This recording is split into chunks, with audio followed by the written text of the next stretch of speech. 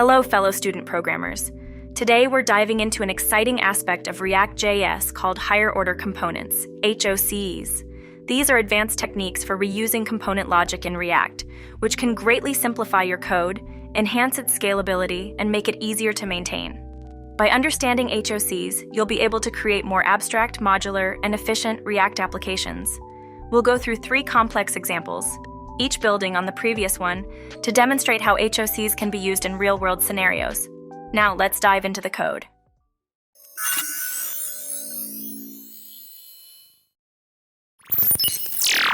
Example 1. We begin with a basic HOC with lifecycle logs, which is designed to log the lifecycle of any component it wraps. The HOC itself is a function that takes a component, wrapped component, and returns a new component class. Inside this new class, we implement the lifecycle methods component did mount, component did update, and component will unmount.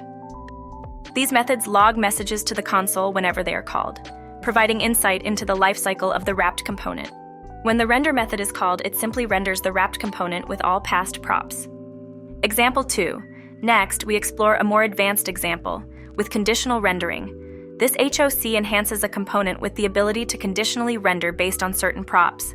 It takes 2 parameters, the wrapped component and a shouldRender function. The HOC returns a functional component that decides whether to render the wrapped component based on the result of the shouldRender function. If the condition is met, the wrapped component is rendered with all its props. Otherwise, nothing is rendered. Example 3. The most complex example, with data fetching, demonstrates a HOC that manages data fetching and state handling. This HOC wraps a component and adds data fetching capabilities to it. Inside the HOC, we maintain a state to track the fetch data, loading status, and any errors. On component did mount, it performs the data fetching and updates the state accordingly.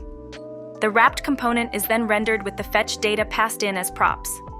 This pattern is particularly useful for creating components that fetch and display data, encapsulating the fetching logic and lifecycle management within the HOC.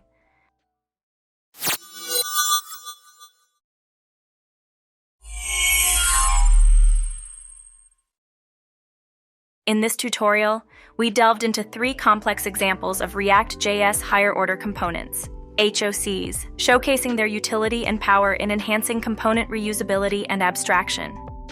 We started with a simple example for logging component lifecycles, then moved to a more nuanced example for conditional rendering, and finally explored a sophisticated example involving data fetching and state management. These examples demonstrate the key programming concepts of extensibility, reusability, and efficiency. Extensibility. HOCs allow us to extend components with additional functionality without modifying their implementation. This is particularly useful in large applications where you need to apply consistent behavior across many components. Reusability.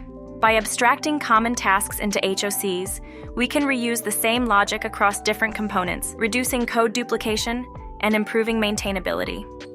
Efficiency. HOCs help keep our codebase more organized and modular, making it easier to understand, test, and debug. Thanks for watching, everyone, and don't worry if you missed anything. We've added a link to the source code in the description. If you found this video to be helpful, please like and subscribe for more of the same. Thanks again, and remember, we're always learning, so keep coding, keep exploring, and keep building amazing web applications.